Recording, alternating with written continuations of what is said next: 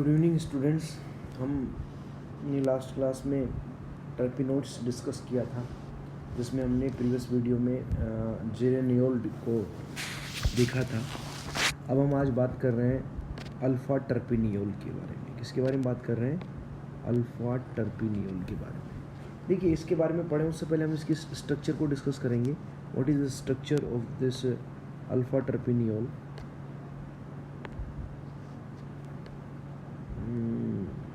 देख सकते हैं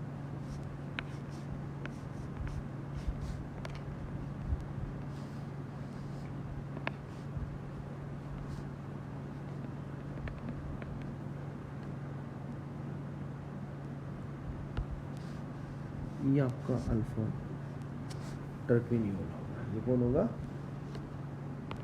अल्फ़ा टर्पिनियोल। स्ट्रक्चर मैंने पहले इसलिए बता दी जिससे कि आपको आगे इसमें कोई दिक्कत नहीं आए समझने में। अगर हम इसके मॉलिक्यूलर फॉर्मूले की बात करें,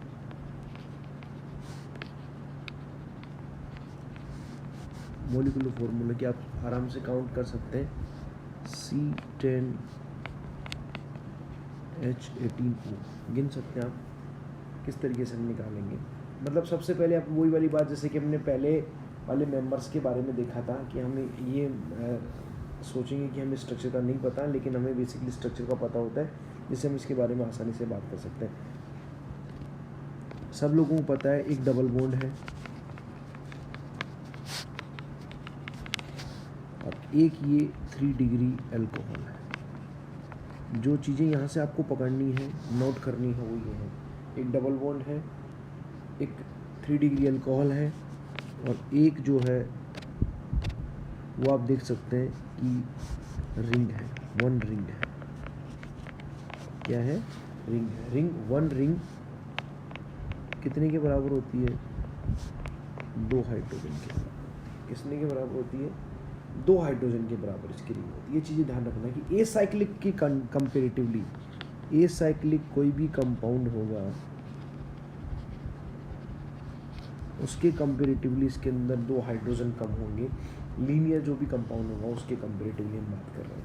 तो देखिए, डबल बॉन्ड की प्रेजेंस को दिखाने के लिए, डबल बॉन्ड की जो प्रेजेंस है उसको दिखाने के लिए हमें क्या करना होगा? Br2 से रिएक्शन करा दो इस कंपाउंड की। किससे रिएक्शन करा दो? Br2 से करा दो। 1 मोल Br2 यूज हो जाएगा। सब लोगों को पता है कैसे, कि अगर हम कोई भी एक डबल बॉन्ड होता है उसकी रिएक्शन 1 मोल ऑफ Br2 से रिएक्शन कराते हैं, तो वहाँ पे हम कह सकते हैं कि इस तरीके से Br और Br जुड़ जाता है। चूँकि यहाँ पे आपका कंपाउंड है C10H18O,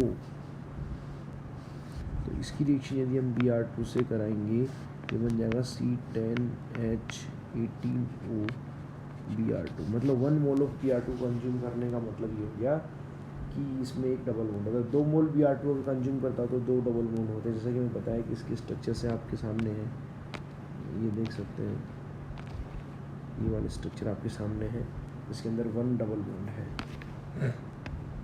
इसी तरीके से अगर आप इसकी रिएक्शन जो है, अगर मैं कहूँ NOCl से करा दें तो भी आपके सामने पता है टिल्डन रिएजेंट होता है। एक तरफ NO जुड़ जाता है, एक तरफ Cl जुड़ जाता है, ONOCl। इस तरीके से अपन कह सकते हैं। इसको अपन ये भी लिख सकते हैं C10H18O2NCl। इस तरीके से ये इसमें डबल बॉन्ड की प्रेजेंस को प्रेजेंट करता है। इससे हम ये कह सकते हैं। 3 डिग्री अल्कोहल के बारे में अगर अपन बात करें, 3 डिग्री अल्कोहल के बारे में बहुत सारी रिएक्शंस होती हैं। हमें पता है कि 3 डिग्री अल्कोहल के बारे में जैसे हम बात करें कि एक तो जैसे कि absence of phenol group. Phenol group क्यों? फिनॉल ग्रुप क्यों? देखिए, क्योंकि आपके पास में जो डबल बॉन्ड है या 3 डिग्री अल्कोहल ये वाला है, ये फिनॉल नहीं है। फिनॉल होता तो आपको पता है, फिनॉल का जो हाइड्रोजन होता है, फिनॉल ये वाला होता है ना, ये हाइड्रोजन एसिडिक होता है। एसिडिक होता है तो इसकी सोडियम हाइड्रोक्साइड से रिएक्शन होगी। लेकिन चूंकि यहाँ पे ये फिनॉलिक हाइड्रोजन नहीं है, इसलिए इसकी रिएक्शन जब आप NaOH के साथ में कराओगे तो इसके अंदर किसी प्रकार की कोई रिएक्शन आपको देखने को नहीं मिलेगी, क्योंकि इसके अंदर फिनोलिक सोडियम हाइड्रोक्साइड यहाँ पे प्रेजेंट नहीं है। इसलिए हम कह सकते हैं कि सोडियम हाइड्रोक्साइड के साथ में ये रिएक्शन नहीं देता, उसके साथ में इनसोल्यूबल होता है। ठीक है, इससे पता लग गया कि हमें फिनोल, क्योंकि अरे भाई सोडियम हाइड्रोक्साइड बेस है, फिनॉल एसिडिक होता तो रिएक्शन होती है एसिड बेस रिएक्शन और फिनॉक्साइड आयन बन जाता, लेकिन यहाँ पे ये OH 3 डिग्री अल्कोहल है सिंपल। इसी तरीके से अगर हम बात करें कि अगर इसकी रिएक्शन उससे कराएं, क्या नाम है, H2SO4 से, या मैं कह दूँ ऑक्जेलिक एसिड से, इसके अंदर हमें रिएक्शन देखने को मिल सकती है।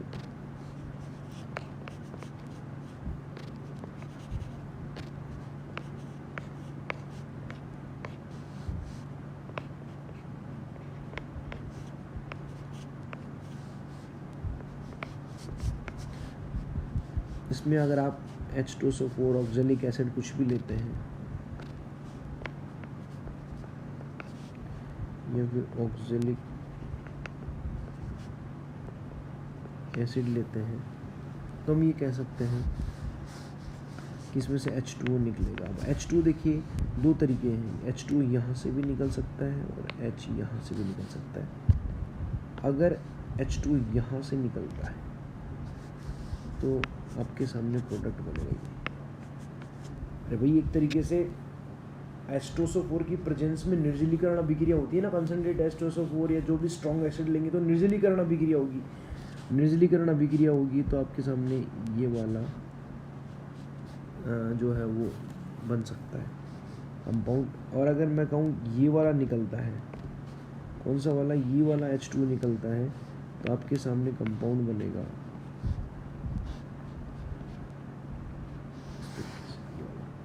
इसको अपन बोलते हैं डाइपेंटी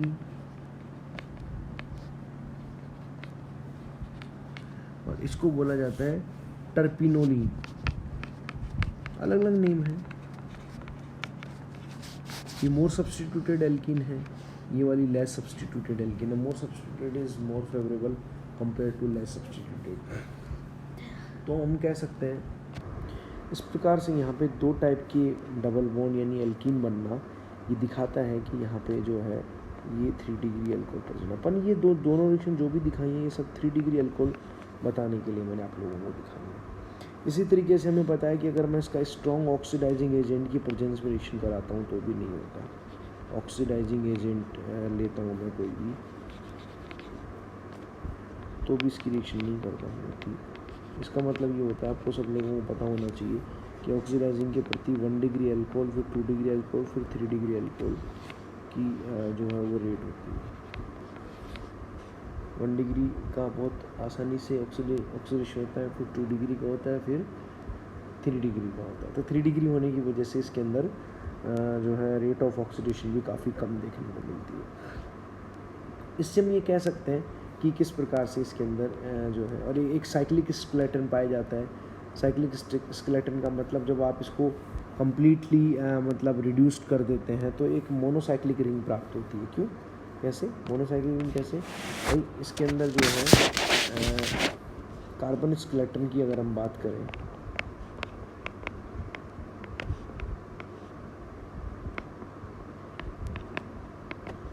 कार्बन स्केलेटन की बात करें, ये आपका कंपाउंड है, इससे आप कम्प्लीटली रिड्यूस करने के बाद में इस टाइप का एक कंपाउंड मिलेगा।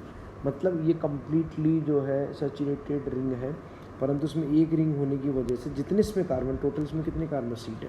अब अगर ये C10 एक सिंपल एल्कीन होता तो आपको पता है इसका फॉर्मूला क्या होना चाहिए था। केवल अगर हम कार्बन और हाइड्रोजन हाइड्रोकार्बन के रूप में बात करें तो आपको पता है क्या फॉर्मूला होता है, CnH2n+2। यही फॉर्मूला होता है CnH2n+2।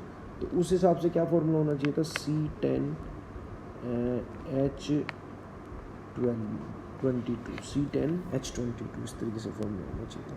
परंतु अब जब इसके अंदर एक रिंग है तो एक रिंग बराबर, मैंने बताया ना आपको कि 1 ring is equal to 2 hydrogen. तो इसका मतलब इसमें इसका फॉर्मूला जो मिनिमम टू मिनिमम आएगा वो कितना आएगा, H20। हालांकि और जैसे जैसे सब्स्टिट्यूशन बढ़ जाएगा, जैसे यहाँ पे ऑक्सीजन लग जाएगा या कुछ और लग जाएगा या कुछ और लग जाएगा, इस तरीके से तो फिर इसके अंदर हाइड्रोजन की कमी हो सकती है। बाकी अगर एक फुली सैचुरेटेड रिंग की बात करें, फुली सैचुरेटेड हाइड्रोकार्बन की बात करें तो उसकी तुलना में इसमें 2 हाइड्रोजन कम होंगे। और अगर देखो इस कंपाउंड की रिएक्शन मैं कहूँ, मैं आपके इसके नोट शेयर कर दूँगा आपके साथ में, मैं कहूँ कि H2SO4 के साथ में रिएक्शन कराई जाए और हीट भी किया जाए, साथ में क्या किया जाए, हीट भी किया जाए, तो फिर ये इस तरीके से रिंग का फॉर्मेशन होता है जिसको अपन पैरासाइमीन कहते हैं।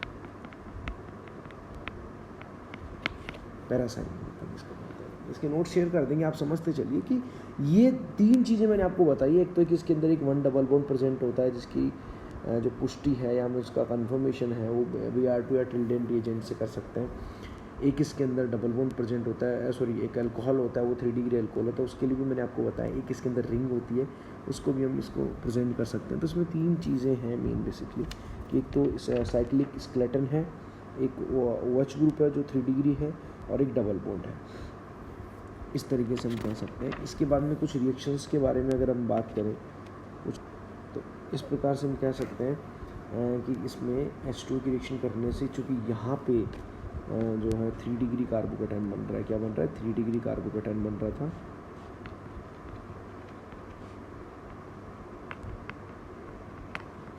डिग्री कार्बोकेटाइन बन रहा था, इसलिए वो ने यहाँ पे अटैक किया। इसी तरीके से अगर हम आगे बात करें तो नेक्स्ट रिएक्शन जो है वो हम बात कर सकते हैं ऑक्जेलिक एसिड या KHSO4 के प्रेजेंस में।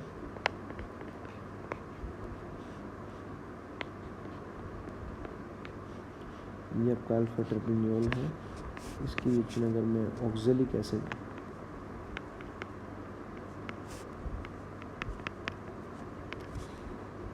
की प्रेजेंस में कराऊँ तो अपन ये कह सकते हैं कि यहाँ पे जैसे मैंने बताया ना कि ये यहाँ से H निकलेगा तो यहाँ पे मोन सब्सटीट्यूटेड एल्किन बनेगी। ये प्रोडक्ट यहाँ पे बनता है, सबको पता है मोर सब्सटीट्यूटेड होती है। भाई यहाँ से हाइड्रोजन निकलेगा तो लेस सब्सटीट्यूटेड बनेगी, यहाँ से निकलेगा तो मोर सब्सटीट्यूटेड बनेगी, इसलिए ये ज़्यादा स्टेबल होता है। और अगर KHSO4 के प्रेजेंस को टर्पिनियोल बोल के क्या बोलते हैं, टर्पिनोलिन,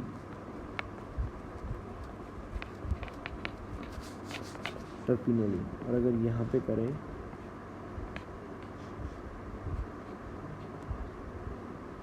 तो इसको बोलते हैं अपन डाइपेंटीन।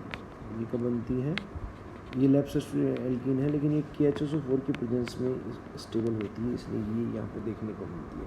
इसी तरीके से अगर मैं इसकी रिएक्शन जो है मैं यहीं पे लिख देता हूँ, अगर इसकी रिएक्शन HCl से कराई जाए, किससे कराई जाए, HCl से कराई जाए, तो फिर आपको यहाँ पे 2HCl 2 मोल HCl लेने पड़ेंगे। यहाँ पे देखिए क्या होगा, यहाँ तो ये होगी एडिशन रिएक्शन, यहाँ पे तो कौन सी रिएक्शन होगी, एडिशन, क्योंकि डबल बॉन्ड है, डबल बॉन्ड हमेशा कौन सी रिएक्शन देता है, electrophilic addition.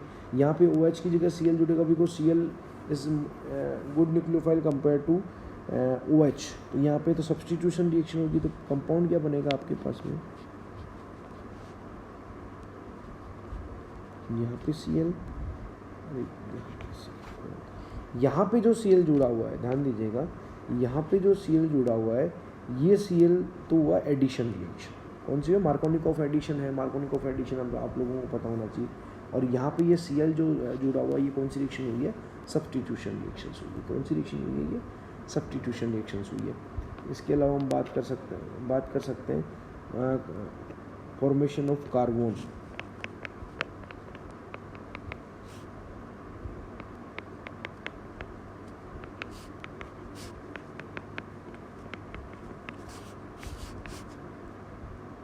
Formation of carbon देखिए कैसे,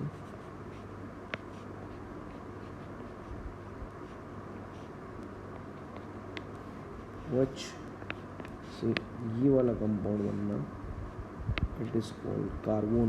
क्या कहलाएगा ये, कार्बन, इसको बोलते हैं कार्बन। ये बहुत इंपॉर्टेंट रिएक्शन है, कई बार एग्जाम में पूछी गई है। फॉर्मेशन कैसे हुआ, तो देखिए सबसे पहले मैंने इसकी रिएक्शन कराई NOCl से, किससे कराई, टिल्डेन रिएजेंट से। टिल्डेन रिएजेंट ने रिएक्शन करी, Cl is good nucleophile compare to NO, NO पे प्लस होता है, Cl पे माइनस होता है, तो यहाँ पे प्लस आएगा ना 3 डिग्री। अरे भाई यहाँ पे 3 डिग्री को कार्ब ये इलेक्ट्रॉन यूँ जाएंगे, क्योंकि यहाँ पे प्लस जो बनेगा वो 3 डिग्री बनेगा, इसलिए OH, यहाँ पे आपका जुड़ जाएगा Cl और यहाँ पे जुड़ जाएगा NO। NO प्लस होता है, Cl माइनस होता है। उसके बाद में इसका आइसोमराइजेशन होगा। आइसोमराइजेशन कैसे हुआ देखिए,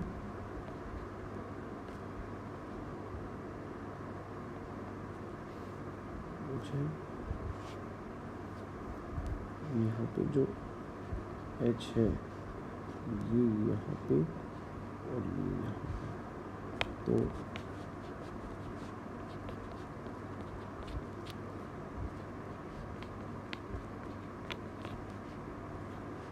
UCl बन गया। ठीक है, आइसोमराइजेशन, इसको क्या बोलेंगे, आइसोमराइजेशन।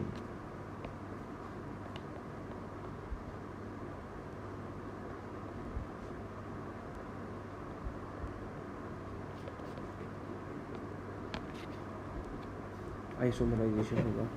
उसके बाद में इसकी रिएक्शन अगर उसके इससे कराएं ETO सोडियम, उससे इथॉक्साइड से, सोडियम इथॉक्साइड से अगर इसकी रिएक्शन कराई जाए ETO मतलब C2H5ONA, तो यहाँ पे देखिए अब ये H जो है वो इसको ले लेगा और इसके बाद में इसकी रिएक्शन जो है, सॉरी यहाँ पे मैंने गलत बना दिया ये थोड़ा सा, ये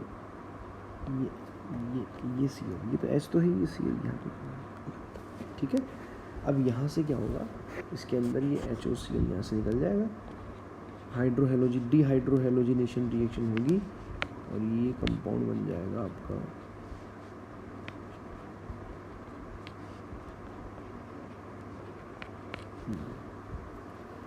फिर इसका करा दो हाइड्रोलिसिस, ये आपका कंपाउंड बन गया।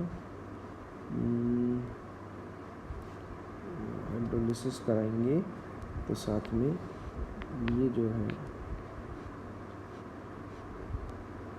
यहाँ से हाइड्रोलिसिस होते डबल बॉन्ड वो आ जाएगा और यहाँ पे जो है ये इसको वापस से निर्जलीकरण करा देंगे, डिहाइड्रेशन, इसकी प्रेजेंस में H2SO4 की प्रेजेंस में ये रिएक्शन क्या बनाएगा,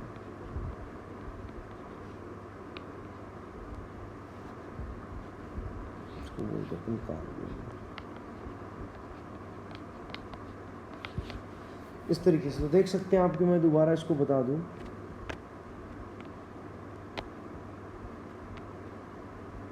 कि सबसे पहले NOCl से रिएक्शन कराई, NO पे प्लस होता है और Cl पे माइनस होता है, तो ये NO यहाँ पे आएगा, Cl यहाँ आ जाएगा। उसके बाद क्या होगा, आइसोमराइजेशन होगा, H यहाँ जाएगा, डबल बॉन्ड ये अपने आप को एस्टेब्लिश करेगा। उसके बाद में सोडियम इथॉक्साइड की वजह से डिहाइड्रोहेलोजिनेशन होगा, H और Cl यहाँ से निकल जाएंगे, डबल बॉन्ड आ जाएगा, फिर इसका हाइड्रोलिसिस करा दिया, डबल बॉन्ड वो आ जाएगा और उसके बाद में आपने H2SO4 लेकर के यहाँ पे निर्जलीकरण करा देते हैं, कार्बन बन गया। अब अपन नेक्स्ट वीडियो में देखेंगे इसका सिंथेसिस किस तरीके से। Thank you.